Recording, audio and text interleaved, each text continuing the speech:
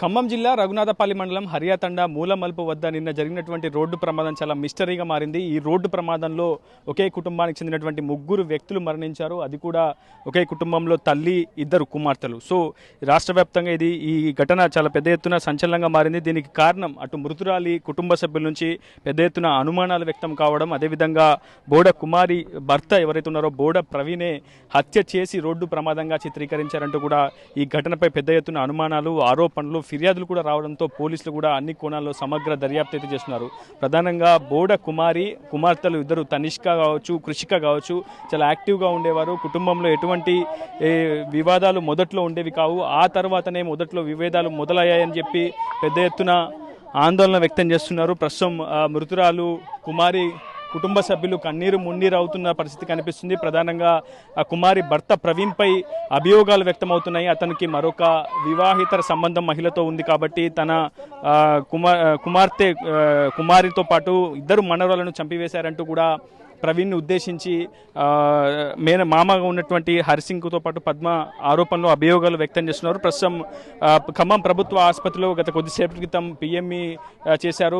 ప్రభుత్వ వైద్యుల సమక్షంలో పోస్ట్మార్టం రిపోర్ట్ కూడా ఇప్పటికే సంసిద్ధం చేశారు. ఖమ్మం జిల్లా సిపి సునీల్ దత్ ఈ విషయంపై చాలా సమగ్ర దర్యాప్తు చేయాలని కూడా క్షేత్రస్థాయి అధికారులను ఆదేశించారు. అసలు ఇది రోడ్డు ప్రమాదమా లేదంటే హత్యనా? ఇది పక్కా పథకం ప్రకారమే బోడ ప్రవీణ్ భార్య కుమారితో పాటు 2 కుమార్తెలను తానే హత్య చేసి రోడ్డు ప్రమాదంగా చిత్రీకరించే ప్రయత్నం చేశాడనేది చాలా పెద్ద ఎత్తున చర్చనీయాంశంగా మారింది, మిస్టరీగా మారింది. ఇప్పటి వరకు కూడా కుమారికి సంబంధించినటువంటి తల్లిదండ్రులు ఒకే అంశాన్ని ఉటంకిస్తూ ఉన్నారు. ఖచ్చితంగా మగ సంతానం లేదని మొదటి నుంచి కూడా నా కుమార్తెపై ప్రవీణ్ ఇబ్బందులకు గురి చేశాడంటూ కూడా ఆయన మామయ్య చెబుతూ వస్తున్నాడు. మరోవైపు మరొక మహిళ వివాహేతర సంబంధం ఏర్పాటు చేసుకొని తన కుమార్తెను వేధించారంటూ కూడా కుమారి తరపు తల్లిదండ్రులతో పాటు కుటుంబ సభ్యులు కూడా చెబుతున్న పరిస్థితి కనిపిస్తుంది. ఉదయం నుంచి చాలా ఉద్రిక్తతల మధ్య అటు కుమారికి కుమార్తెలుగా ఉన్నటువంటి తనిష్కతో పాటు కృషికాకు పోస్ట్ మార్టం నిర్వహించారు. చాలా పెద్ద ఎత్తున ఆందోళన వ్యక్తమవుతున్నాయి. కానీ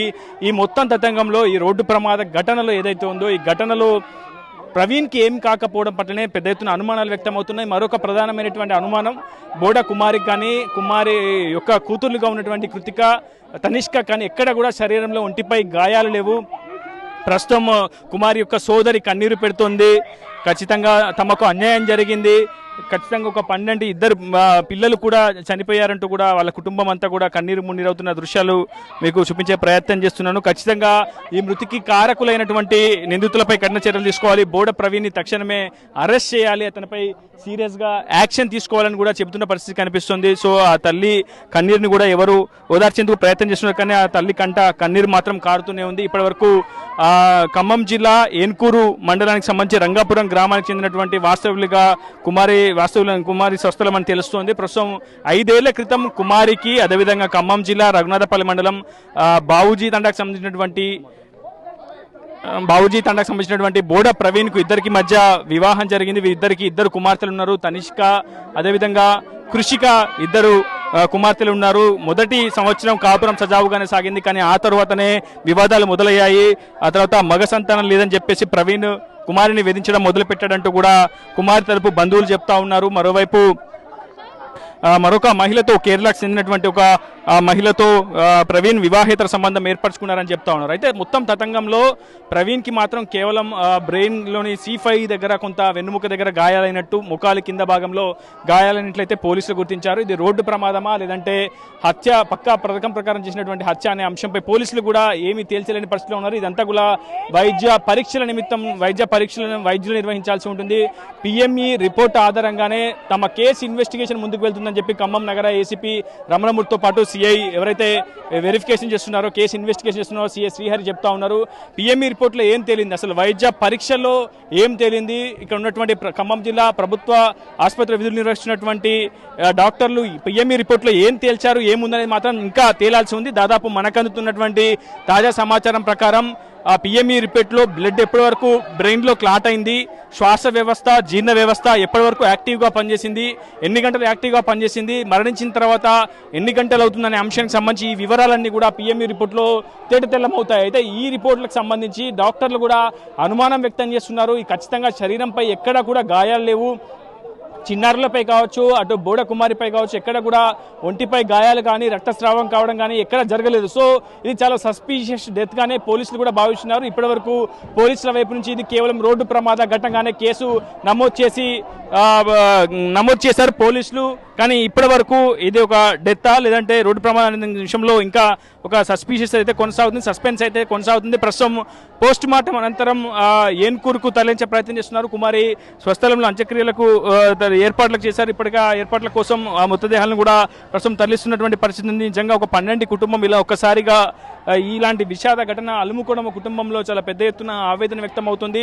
ఉదయం నుంచి చాలా పెద్ద ఎత్తున ఆందోళన ఉద్రిక్తతలు ఇరు వర్గాల నుంచి వ్యక్తమవుతున్నాయి. బోడ ప్రవీణ్ హత్య చేశాడంటూ అటు కుమారి కుటుంబ సభ్యులు కన్నీరు మున్నీరు అవుతున్నారు, ఆవేదన చెందుతున్న పరిస్థితి కనిపిస్తుంది. పిఎంఈ రిపోర్టు ఇప్పటి వరకు మరో 3 రోజుల తర్వాతనే పిఎంఈలో ఏం తేలింది, అసలు వైద్య పరీక్షలు ఏం తేలింది అనేది వివరంగా తెలిసే అవకాశం అయితే అవుతుంది. ఎందుకంటే ఫోరెన్సిక్ ల్యాబ్కి ఇప్పటికే రిపోర్ట్స్ కూడా పంపించారు. దాదాపు 3 రోజుల తదనంతరమే అసలు ఇది హత్య లేదంటే రోడ్డు ప్రమాదమా, బ్రెయిన్లో ఎక్కడెక్కడ ఏమైనా గాయాలయ్యాయా, బ్లడ్ ఎక్కడైనా క్లాట్ అయిందా అనే అంశానికి సంబంధించి పూర్తి వివరాలు వెల్లడిస్తామని చెప్పి వైద్యుల బృందం చెప్తున్నది. కానీ పోలీసులు ఇంకా ఇన్వెస్టిగేషన్ ముందుకు తీసుకెళ్లేందుకు ప్రయత్నం చేస్తున్నారు. ఒకవైపు తమ కుటుంబానికి న్యాయం జరగాలి, అటు కుమారి అదేవిధంగా కుమార్తెలు కృతిక కూడా ఖచ్చితంగా న్యాయం జరగాలని చెప్పి వాళ్ళంతా కూడా డిమాండ్ చేస్తున్నారు. ఒక ఉద్రిక్తమైనటువంటి పరిస్థితులు ప్రస్తుతం ఖమ్మం జిల్లా ప్రభుత్వ ఆసుపత్రులు నెలకొన్నాయి. పోలీసులు కూడా అటు వర్గీయులను వాదించే ప్రయత్నం అయితే చేస్తూ ఉన్నారు. కుమారికి ఆ న్యాయం చేయాలని చెప్పి వాళ్ళంతా కూడా పెద్ద ఎత్తున ఆందోళన చేస్తున్నటువంటి పరిస్థితి అయితే కనిపిస్తోంది. సో అంబులెన్స్కి అడ్డంగా ప్రస్తుతం కుమారి సోదరి ఆందోళన చేస్తూ ఉంది. ఆమెతో మాట్లాడించే ప్రయత్నం చేద్దాం. అమ్మ ఏం చేయి, అసలు మీ డిమాండ్స్ ఏంటి ఇప్పటి వరకు? ఇప్పుడు మా చెల్లిని వాళ్ళకి అప్పచెప్పినాం కదా, మా చెల్లిని వాళ్ళు అప్పగించినాం. వాడు మా చెల్లి దగ్గరికి రావాలి, వాడు మా చెల్లి దగ్గరకు వస్తానని చెప్తేనే మేము పంపిస్తాం. అంతవరకు నేను మా చెల్లిని పంపించాను.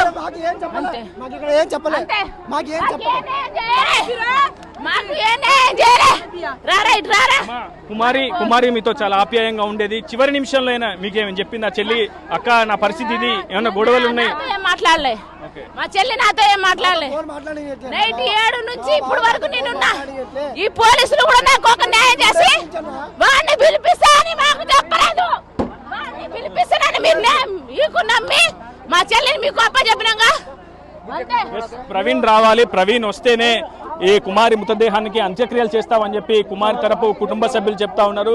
ఒక ఉద్రిక్తమైనటువంటి హైటెన్షన్ వాతావరణం ప్రస్తుతం ఖమ్మం జిల్లా ప్రభుత్వ ఆసుపత్రిలో అయితే నెలకొందని చెప్పుకోవాలి. ఖచ్చితంగా ప్రవీణే పక్కా పథకం ప్రకారం తమ సోదరిని మనవరాలను హత్య చేశాడు, కుమార్తెలను కూడా హత్య చేశాడంటూ కూడా పెద్ద ఎత్తున కుమారి తరపు బంధువులైతే ఆందోళన వ్యక్తం చేస్తున్నారు. కానీ పోస్ట్ మార్టం నిపోత్తమే ఈ అంశంపై క్లారిటీ వచ్చే అవకాశం ఉంది. పోస్ట్ మార్టం రిపోర్ట్లో ఏముంది అనే అంశంపై ఒక స్పష్టత వస్తేనే ఈ కేసు విషయంపై ఒక క్లారిటీ వచ్చే అవకాశం ఉంది. ఆ తర్వాత దీన్ని అంటే సెక్షన్స్ కూడా ఈ కేసులో మార్చే అవకాశం ఉంది. ఇప్పటివరకు రోడ్డు ప్రమాద ఘటనగానే ఈ కేసును పోలీసులు భావిస్తున్నారు. కానీ ప్రాథమిక వైద్య పరీక్షల్లో పోస్ట్ మార్టంలో ఏం తేలింది అనే దాన్ని బట్టే ప్రస్తుతం కేసు ఇన్వెస్టిగేషన్ ముందుకు వెళ్తుందని చెప్పి పోలీసులు చెప్తా ఉన్నారు.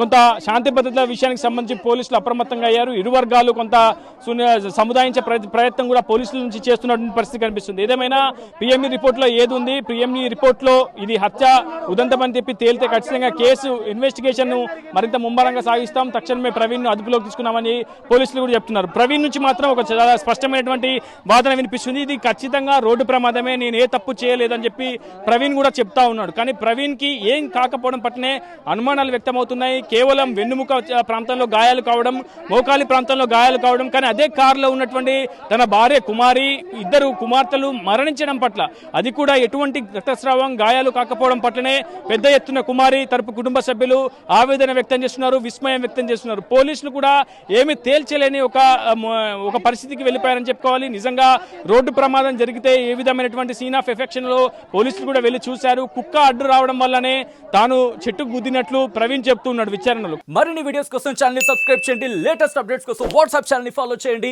అండ్ లింక్ డిస్క్రిప్షన్ లో ఉంది.